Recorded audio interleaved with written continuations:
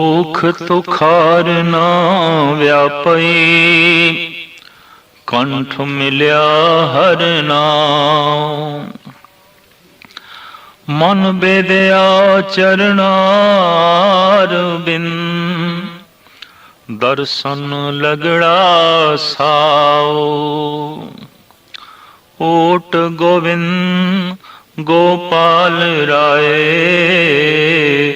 सेवा स्वामी लाहो। बिख्या पोह न सकई, मिल साधु गुण गाहो।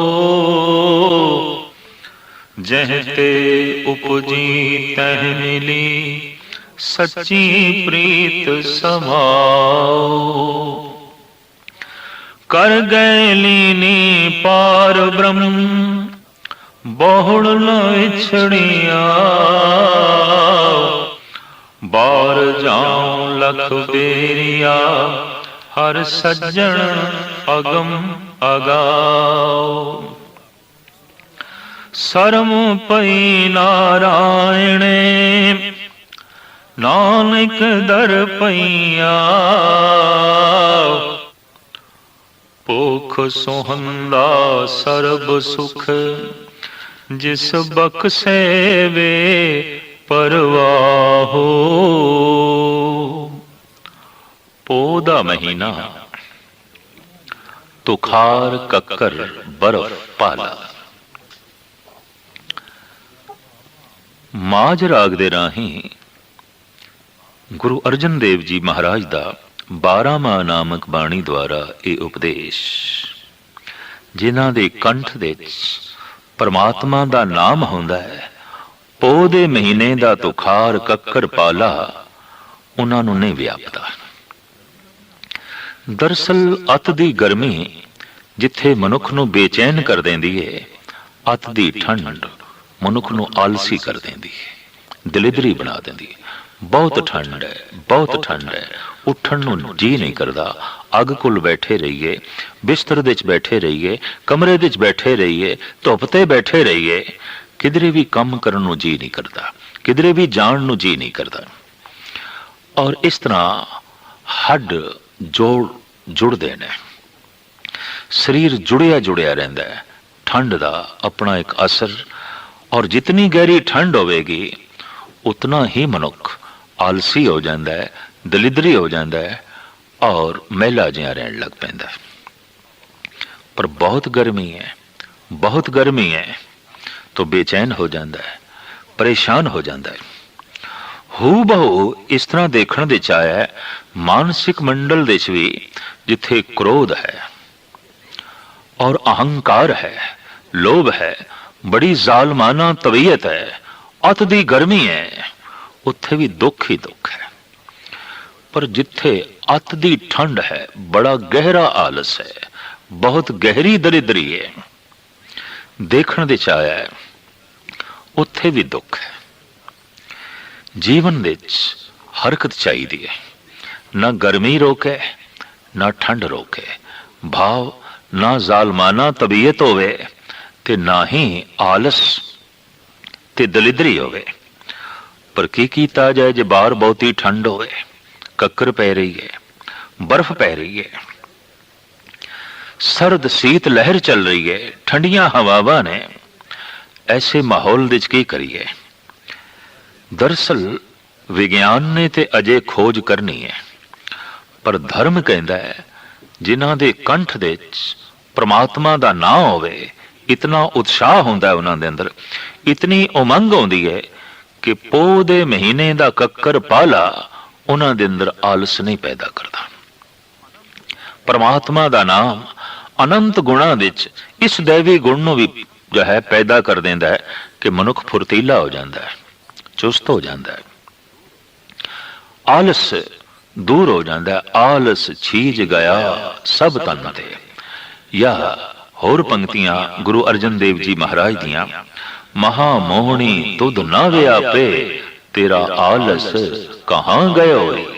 परमात्मा दा नाम ऐसा है, वाकई आलस चला जाता है, आलस नहीं रहिंदा, दलिदरी नहीं रहिंदी। ਤੋ ਸਾਹਿਬ ਕਹਿੰਦੇ ਨੇ ਜਿਨ੍ਹਾਂ ਦੇ ਕੰਠ ਦੇ ਵਿੱਚ ਪ੍ਰਮਾਤਮਾ ਦਾ ਨਾਮ ਹੈ, ਹਰ ਵਕਤ ਉਸ ਦੇ ਨਾਮ ਦਾ ਉਚਾਰਨ ਜਿਹੜੇ ਕੰਠ ਕਰਦੇ ਨੇ, ਉਹਨਾਂ ਦੇ ਅੰਦਰ ਇਤਨੀ ਨਿਗ ਆ ਜਾਂਦੀ ਹੈ ਕਿ ਪੋਹ ਦੇ ਮਹੀਨੇ ਦੀ ਤੁਖਾਰ, ਠੰਡ, ਇਕੱਕਰ ਉਹਨਾਂ ਦੇ ਅੰਦਰ ਆਲਸ ਨਹੀਂ ਪੈਦਾ ਕਰਦੀ। ਪੋਖ ਤੁਖਾਰ ਨਾ ਵਿਆਪਈ, ਕੰਠ ਮਿਲਿਆ ਹਰ ਨਾਮ, ਮਨ ਬੇਦਿਆ ਚਰਨਾਰ ਬਿੰਦ, ਦਰਸ਼ਨ ਲਗੜਾ ਸਾ।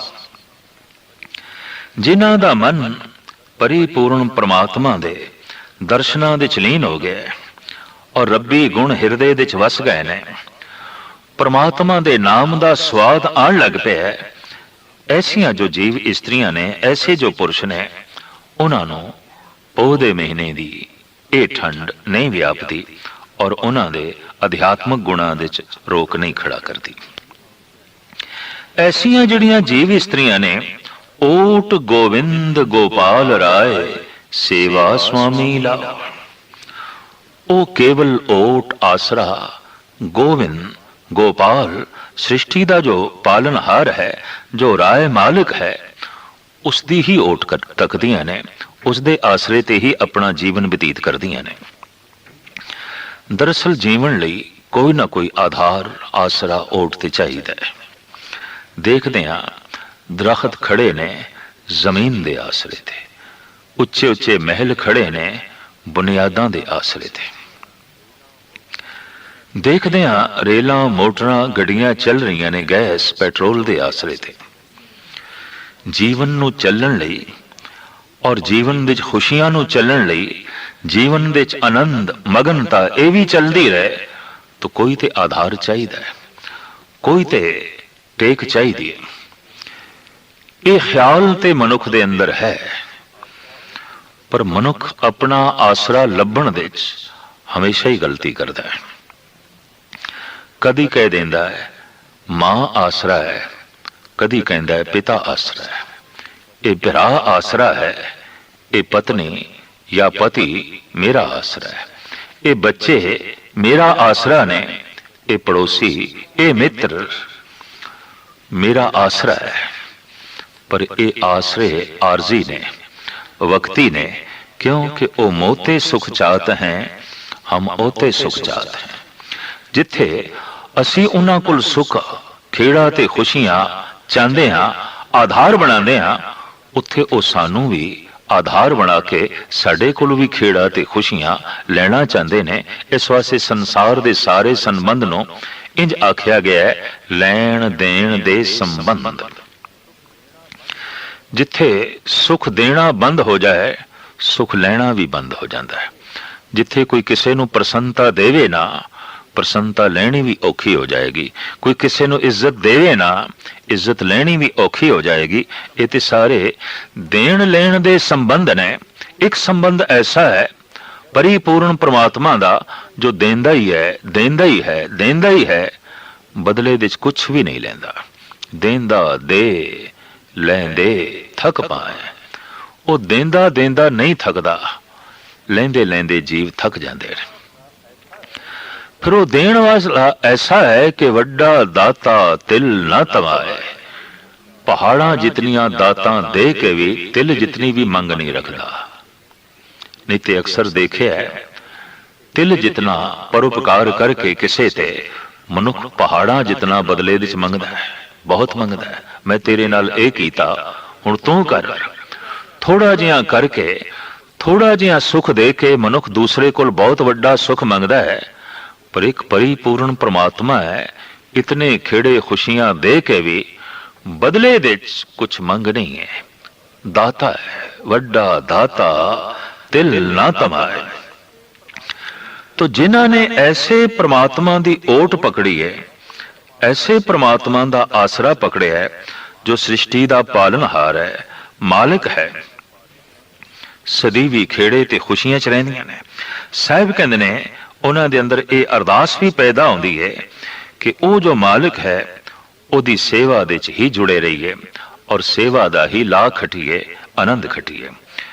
ऐसे जो सेवा दे च जुटियां उन प्रभु दी और उसका ओट आसरा तक के अपना जीवन बतीत कर रही ने, महाराज कहते हैं बिखिया पोह न सकई मिल साधु गुण गान। उन्होंने विषयां दी जहर नहीं व्यापती, विकारां दी जहर नहीं व्यापती। क्यों?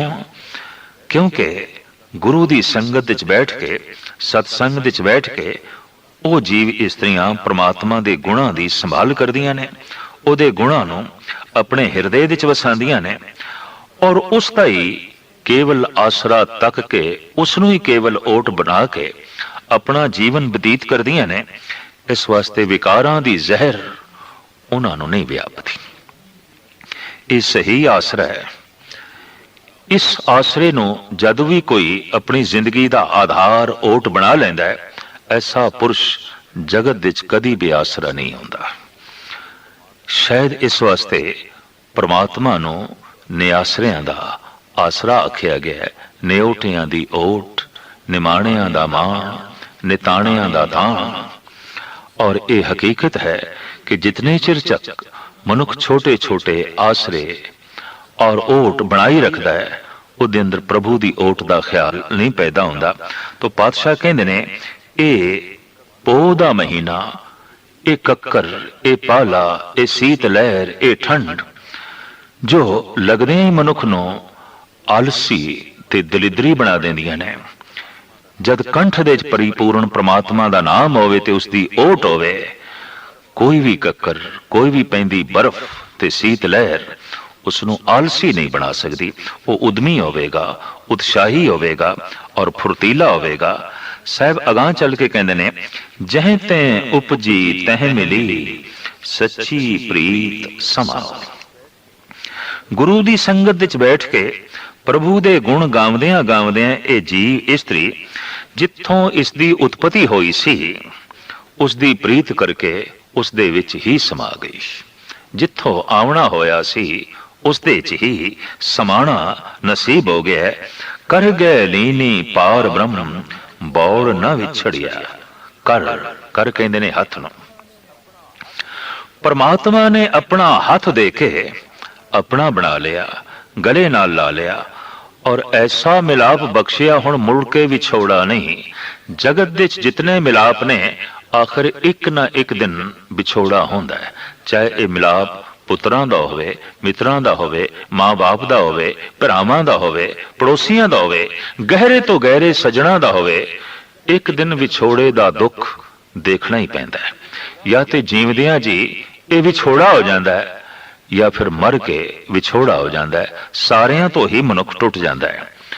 ਪਰ ਇਹ ਪ੍ਰਭੂ ਦਾ ਮਿਲਾਪ ਜੋ ਉਹ ਆਪ ਬਾਂਹ ਪਕੜ ਕੇ ਕਰਾਂਦਾ ਹੈ ਆਪਣਾ ਮਿਲਾਪ, ਵਿਛੋੜੇ ਦਾ ਦੁੱਖ ਇਸ ਮਿਲੇ ਹੋਏ ਨੂੰ ਭੋਗਣਾ ਨਹੀਂ ਪੈਂਦਾ। ਸਤਿਗੁਰ ਦੀ ਬਾਣੀ ਦਾ ਵੀ ਫੈਸਲਾ ਮਿਲਿਆ ਹੋਏ ਨਾ ਵਿਛੜੇ ਜੇ ਮਿਲਿਆ ਹੋਏ। ਇੱਕ ਦਫਾ ਜੇ ਇਹ ਮਿਲ ਜਾਏ ਫਿਰ ਵਿਛੋੜਾ ਨਹੀਂ, ਫਿਰ ਟੁੱਟਣਾ ਨਹੀਂ। तो साहिब फरमान करते ने जह तैं उपजी तह मिली सच्ची प्रीत समाओ। कर गए लीनी पार ब्रह्म बहुड़ न विछड़िया। बार जाऊं लख बेरिया हर सज्जन अगम अगाओ। वो परिपूर्ण परमात्मा अगम है, साडी सोच तो परे है, साडे विचारां तो परे है, साडे इंद्रियां दी शक्ति तो परे है ते साडी पकड़ तो भी परे है। साहिब कहंदे ने जीव इस्त्री प्रभु दे गुणां नूं गाउंदियां गाउंदियां जद प्रभावित होंदी है, ये महानता उसदी उसदे सामने उजागर होंदी है और उसदे अंदरों ऐसे ख्याल पैदा होंदे ने मैं लखां दफा सदके जांदियां ऐसे परमात्मा तो, मैं बार बार निछावर घोल घोल जांदियां मैं कुर्बान होंदियां ऐसे परमात्मा तो। भावें वो मेरी पकड़ दे च नहीं, भावें वो मेरी पहुंच तो परे है, भावें वो मेरी सोच तो परे है, फिर भी मैं तो परे नहीं, फिर भी मेरे कोल है। हाँ मेरे रोम रोम दे च है, मेरी सोच तो परे है, मेरे कण कण दे च रमिया होया है, पर मेरी पकड़ तो परे है। ये इस तरह है कि सूरज दी एक एक किरण मैनू छू रही है, फिर भी सूरज दी पकड़ बहुत दूर है, मेरे हत्थों च सूरज नहीं है। भावें उस दियां किरणां मैनू छू रही ने, सूरज दियां किरणां करके मैं जी रहा, सूरज दीयां किरणां ही मेरियां पालना कर रहीआं ने, फिर भी मेरी हत्थां दे च सूरज नहीं है, मेरे कोल होंदियां होइआं भी वो मेरी पकड़ दे च नहीं है, मेरी पहुंच दे च नहीं है।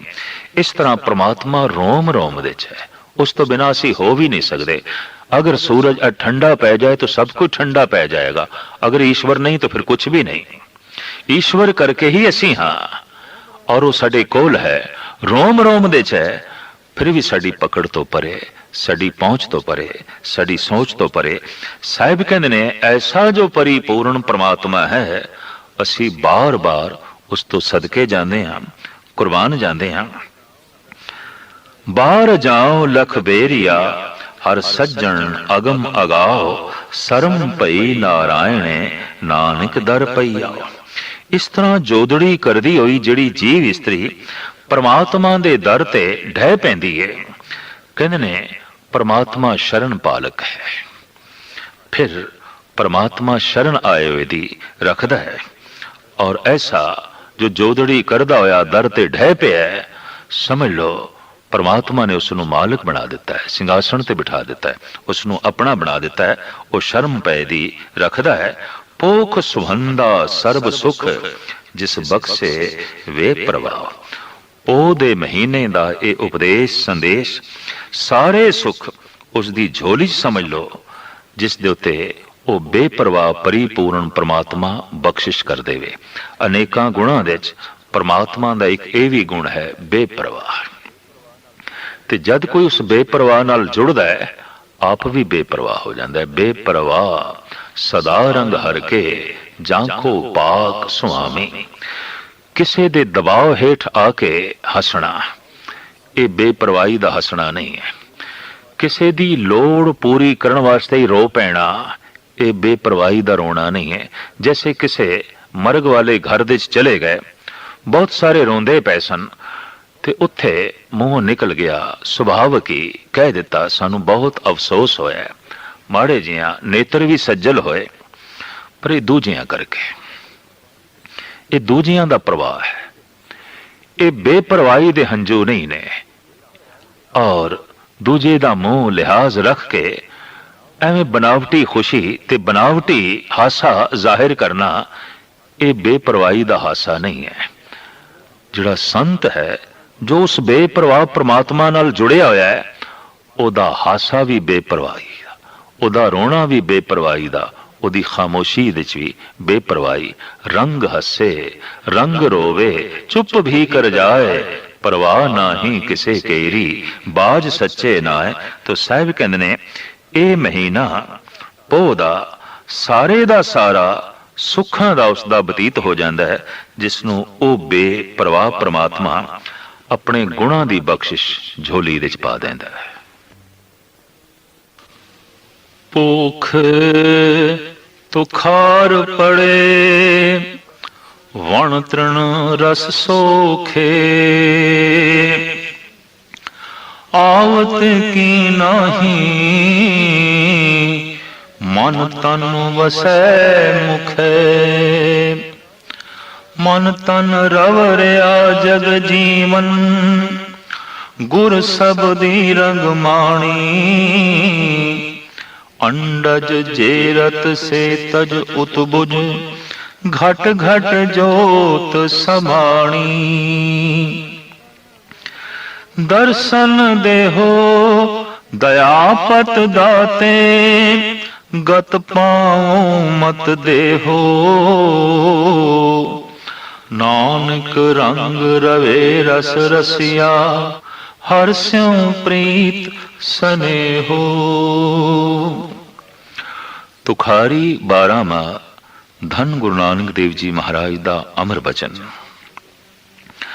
आप कहंदे ने तुखार बर्फ कक्कर पाला पै रहा है पोह दे महीने विच। वण तृण रस सोखे, जंगल दे च बनस्पति दे घास सुकने शुरू हो गए, उपर बर्फ पै गई, बर्फ नाल भी बनस्पति सड़दी है, गलदी है। ऐसा ही नहीं कि अत दी गर्मी जद लू चले ते वनस्पति सुकदी है, सड़दी है, अत दी बर्फ पै जाए तां भी सुकदी है ਤੇ ਸੜਦੀ ਹੈ। ਦੋਹਾਂ ਹਾਲਤਾਂ ਦੇ ਵਿੱਚ ਸਮਾਨ ਅਵਸਥਾ ਚਾਹੀਦੀ ਹੈ ਬਨਸਪਤੀ ਨੂੰ ਖਿੜਨ ਲਈ। ਹੂ ਬਹੂ ਮਨ ਦੀ ਵੀ ਇਹੀ ਹਾਲਤ ਹੈ। ਅਤ ਦੀ ਠੰਡ, ਅਤ ਦਾ ਆਲਸ ਮਨੁੱਖ ਨੂੰ ਸੁਕਾ ਕੇ ਰੱਖ ਦਿੰਦਾ ਹੈ, ਜੀਵਨ ਦੇ ਹਰ ਪਾਸੋਂ ਗਤੀ ਰੋਕ ਕੇ ਰੱਖ ਦਿੰਦਾ ਹੈ ਔਰ ਉન્નਤ ਹੋਣਾ ਉਸ ਲਈ ਕਠਿਨ ਹੋ ਜਾਂਦਾ ਹੈ। ਗੁਰੂ ਨਾਨਕ ਦੇਵ ਜੀ ਮਹਾਰਾਜ ਇਸ ਦੇ ਉੱਤੇ ਬਹੁਤ ਸੁੰਦਰ ਉਦਾਹਰਣ ਦਿੰਦੇ ਨੇ ਕਿ ਜਿਤਨੇ ਤਿਨਕੇ ਨੇ ਘਾਸ ਫੂਸ ਬਨਸਪਤੀ, ਇਤੇ ਸੁੱਕਣੀ ਸ਼ੁਰੂ ਹੋ ਗਈ ਕਿਉਂਕਿ ਬਰਫ਼ ਪੈ ਗਈ ਤੇ ਬਰਫ਼ ਨਾਲ ਉਹਨਾਂ ਦਾ ਪੁੰਗਰਨਾ, ਵਧਣਾ, ਫੁੱਲਣਾ ਰੁਕ ਗਿਆ।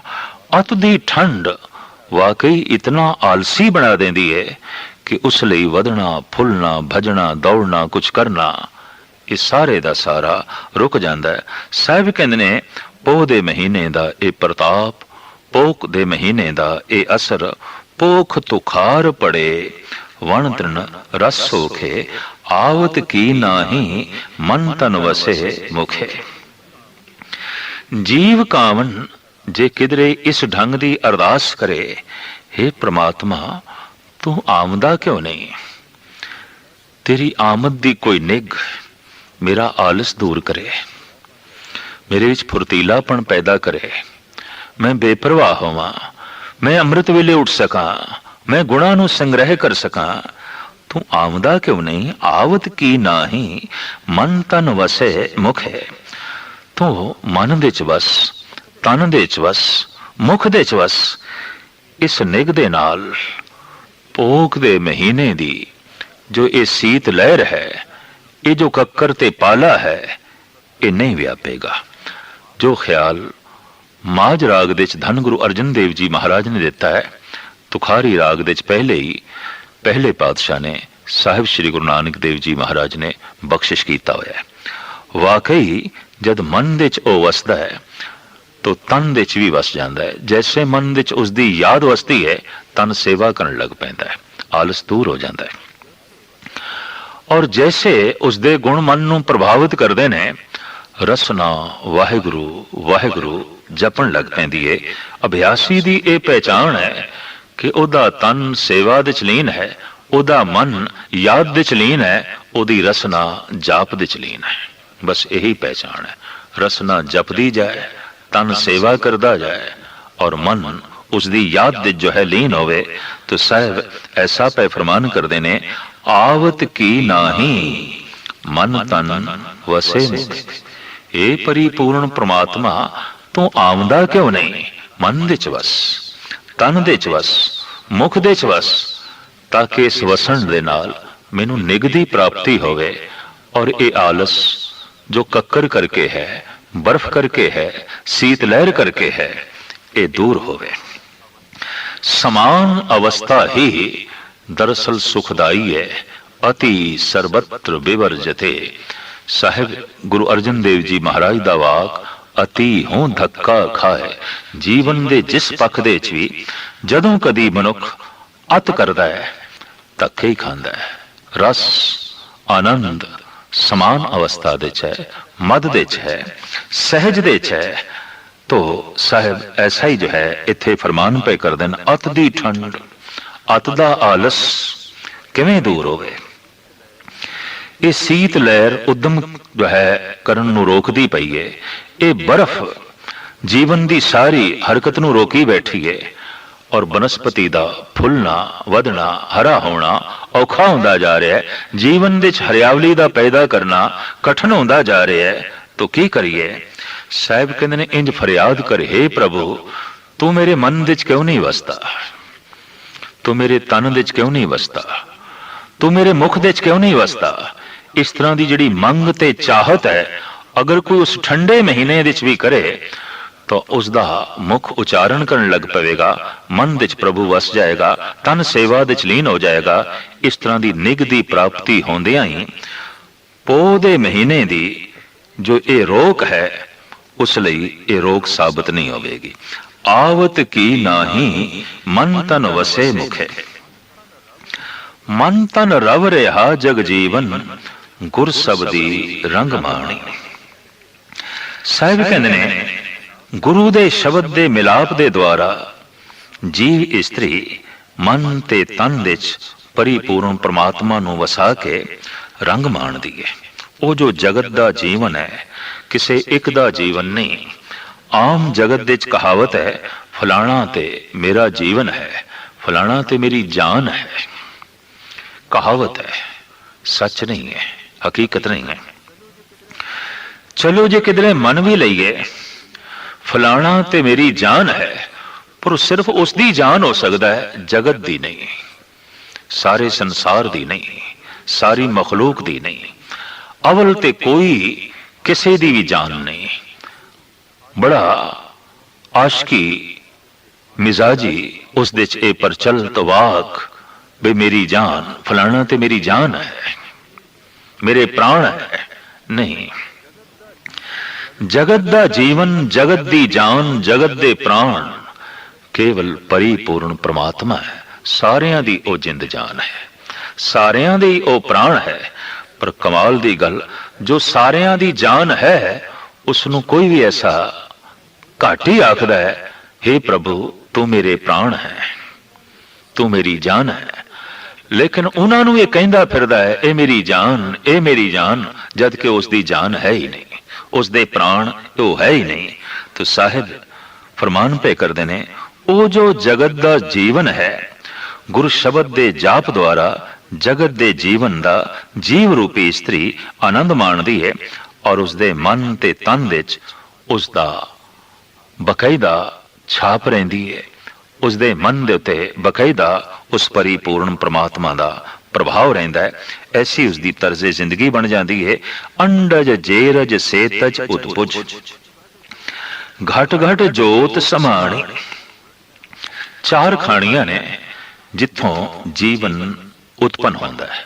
ਸਭ ਤੋਂ ਵੱਡੀ ਖਾਣ ਹੈ ਅੰਡੇ, ਦੂਜੀ ਖਾਣ ਹੈ ਜੇਰ ਪੇਟ, ਤੀਜੀ ਖਾਣ ਹੈ ਉਤਪੁਜ, ਔਰ ਚੌਥੀ ਹੈ ਸੇਤਜ ਪਸੀਨੇ ਤੋਂ ਪੈਦਾ ਹੋਣਾ। ਇਹ ਜੋ ਜੀਵਨ ਅਸੀਂ ਪ੍ਰਿਥਵੀ ਤੇ ਦੇਖ ਰਹੇ ਹਾਂ, ਇਹ ਚਾਰ ਖਾਣੀਆਂ ਦੁਆਰਾ ਹੀ ਜਗਤ ਦੇ ਜੋ ਹੈ ਪ੍ਰਚਲਿਤ ਹੁੰਦਾ ਹੈ। ਜੀਵ ਇਹਨਾਂ ਦੇ ਰਾਹੀਂ ਬਾਹਰ ਆਉਂਦੇ ਨੇ, ਕੁਝ ਅੰਡਿਆਂ ਰਾਹੀਂ, ਕੁਝ ਪੇਟ ਰਾਹੀਂ, ਕੁਝ ਪਸੀਨੇ ਤੇ ਮੈਲ ਦੇ ਰਾਹੀਂ, ਤੇ ਕੁਝ ਧਰਤੀ ਦੇ ਚੋਂ ਉਤਪਨ ਹੁੰਦੀ ਹੈ, ਜੈਸੇ ਕਿ ਬਨਸਪਤੀ। ਅੰਡਜ ਜੇਰਜ ਸੇਤਜ ਉਤਪੁਜ, ਘਟ ਘਟ ਜੋਤ ਸਮਾਣੀ। ਸ਼ਬਦ ਦਾ ਰੰਗ ਮਾਣਦਿਆਂ ਮਾਣਦਿਆਂ ਜੀਵ ਰੂਪੀ ਇਸਤਰੀ ਨੂੰ ਇਹ ਸਮਝ ਪੈ ਜਾਂਦੀ ਹੈ, ਹੇ ਪਰਿਪੂਰਨ ਪ੍ਰਮਾਤਮਾ, ਅੰਡਿਆਂ ਦੇ ਜੋ ਜੀਵਨ ਹੈ ਉਸ ਦੇ ਚ ਵੀ ਤੇਰਾ ਹੀ ਜੀਵਨ ਹੈ, ਪੇਟ ਦੇ ਅੰਦਰ ਜੋ ਜੀਵਨ ਹੈ ਉਸ ਦੇ ਅੰਦਰ ਵੀ ਤੇਰਾ ਹੀ ਜੀਵਨ ਹੈ, ਪਸੀਨੇ ਤੇ ਮੈਲ ਦੇ ਜੋ ਜੀਵਨ ਬਣਦਾ ਹੈ ਉਸ ਦੇ ਚ ਵੀ ਤੇਰਾ ਹੀ ਜੀਵਨ ਹੈ, ਔਰ ਬਨਸਪਤੀ ਦੇ ਚ ਵੀ ਤੂੰ ਰਮਿਆ ਹੋਇਆ ਹੈ। ਚਾਰੇ ਖਾਣੀਆਂ ਦੇ ਵਿੱਚ ਹੇ ਪਰਿਪੂਰਨ ਪ੍ਰਮਾਤਮਾ ਤੇਰੀ ਹੀ ਲੀਨਤਾ ਹੈ। ਅੰਡਜ ਜੇਰਜ ਸੇਤਜ ਉਤਬੁਜ, ਘਟ ਘਟ ਜੋਤ ਸਮਾਣੀ। ਦਰਸ਼ਨ ਦੇਵ ਦਇਆਪਤ ਦਾਤੇ, ਗਤ ਭਾਵ ਮਤ ਦੇ। ਇਸ ਤਰ੍ਹਾਂ ਇਸ ਠੰਡੇ ਮਹੀਨੇ ਵਿੱਚ, ਜਿਸ ਦੇ ਵਿੱਚ ਭਯੰਕਰ ਕੱਕਰ ਬਰਫ਼ ਤੇ ਸੀਤ ਲਹਿਰ ਚੱਲ ਰਹੀ ਹੈ, ਅਗਰ ਜੀਵ ਰੂਪੀ ਇਸ ਤਰ੍ਹਾਂ ਦੀ ਅਰਦਾਸ ਕਰੇ, ਦਰਸ਼ਨ ਦੇਹੋ ਦਇਆਪਤ ਦਾਤੇ, ਗਤ ਭਾਵੋ ਮਤ ਦੇਹੋ। हे परिपूर्ण परमात्मा, तू मत दे ऐसी कि तैनू सोचा ते तेरे दर्शन दी तांग अंदर पैदा होवे। मैं ऐसी चाहत अपनी मत दे अंदर पैदा कर सका। हे प्रभु, ऐसी मत दे, ऐसी सोचनी दे, ताकि ये महीना मेरा सुखां दा बतीत होवे। परिपूर्ण परमात्मा, हे दया दे घर, हे दया दे सागर, तू रहमत कर, बख्शिश कर। ऐसी मत दे मैं तेनू सोचा, मैं तेनू याद करा, मैं तेरी मंग करा, मैं तेरे दर्शनां दी लोच दे जिंदगी बतीत करा। नानक रंग रवे रस रसिया, हर स्यों प्रीत स्नेहो। पोख दे महीने विच जीव रूपी इस्त्री इसे ही रंग विच रंगी जाए तो सारा महीना आनंदमयी बतीत होंदा है।